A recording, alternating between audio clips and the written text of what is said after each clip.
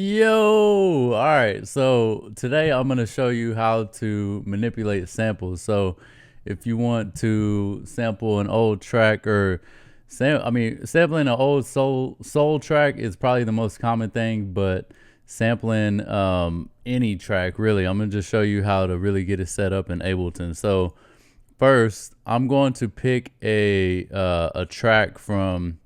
Hey, let me reset that to 120 because that's how it is by default. I'm gonna pick a track this is my track. It's just like a little idea that I put together.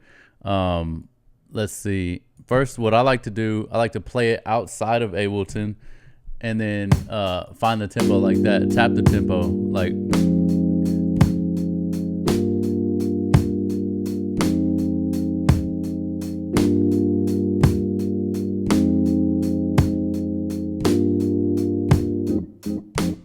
So it looks like it's at 56.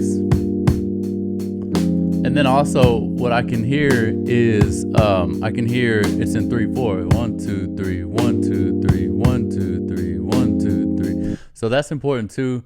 Whenever you're going through samples, that can make you, that can throw you off. If a song is in 3/4 but you have Ableton on 4/4 and you're trying to line it up to the grid, that's going to throw you off. So something to keep in mind too, tempo and time signature. So this one's in 3/4. I'm gonna get it all set up. I got the tempo before I even throw it in. I got it all set up. Got the tempo here. Let me throw on the metronome. I turned down this track a little bit so it won't be so crazy whenever I throw it in. Tempo's at 56. Time signature is at 3/4. Let's throw the track in.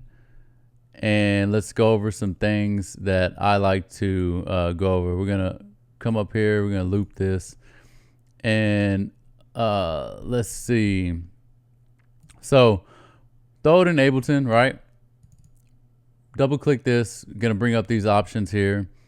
Automatically, I unwarp samples whenever I'm dealing with samples. I don't like to have the sample warp to Ableton until I figure out the tempo.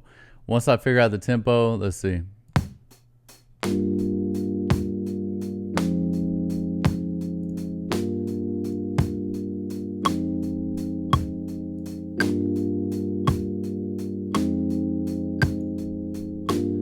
I think it might even be 6/8. Let's try 6/8. Not 6/8. Let's go back to 3/4. That's the little let's see.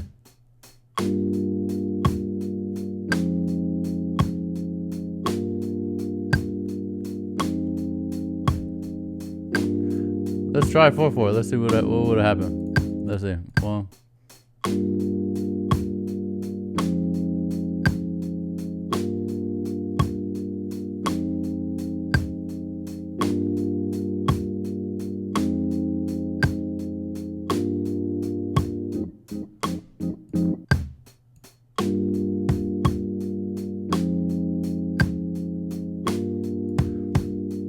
Yeah, I mean, maybe I'm wrong even about my own track about it being in 3/4 and 4/4, but I know the hi-hat is like 1 2 3 1 2 3. So let's just keep it in 4/4 for now. It's just something to keep in mind whenever you're messing with samples. So now that we do have the sample now that we found the tempo in Ableton and we have the sample lined up to the beats that it's supposed to be at. Now we're gonna warp it. Yes, we're gonna warp it.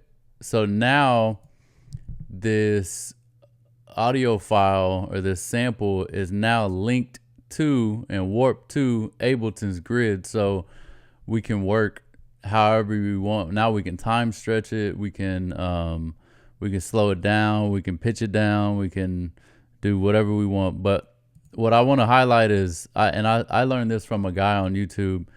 Shout out to him. I don't know who it is anymore. It's been so long since I learned this. But thanks, man, if you're watching this video. Complex Pro. Switch that to Complex Pro, and it'll show you the explanations of these right here. So Complex Pro is for whole songs and complex audio. So usually whenever you're sampling something, you're probably going to be dealing with an entire song. So it's good to put it on the Complex Pro option, and you can read the other ones and use those for what they're tailored to. Formants, I usually turn them all the way down. Formants, it also explains what that is too. The original form at 100%, the original form will be preserved, which allows for large changes in transposition while maintaining the sample's original quality.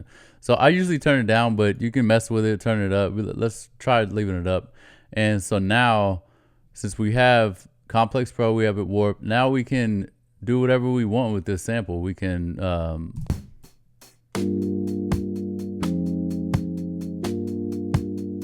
speed it up, slow it down even more.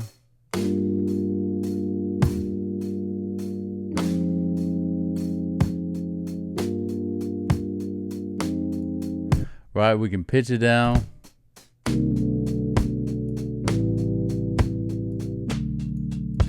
And that's pretty, now that I'm thinking about it, I remember why I turned formants down, because whenever I pitch it up and down, I want that pitch to be emphasized. So with formants on, let's see.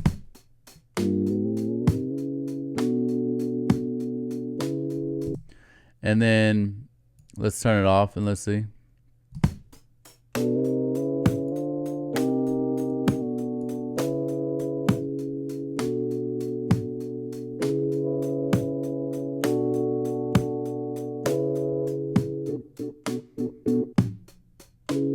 So if you're trying to preserve the transients, that works well.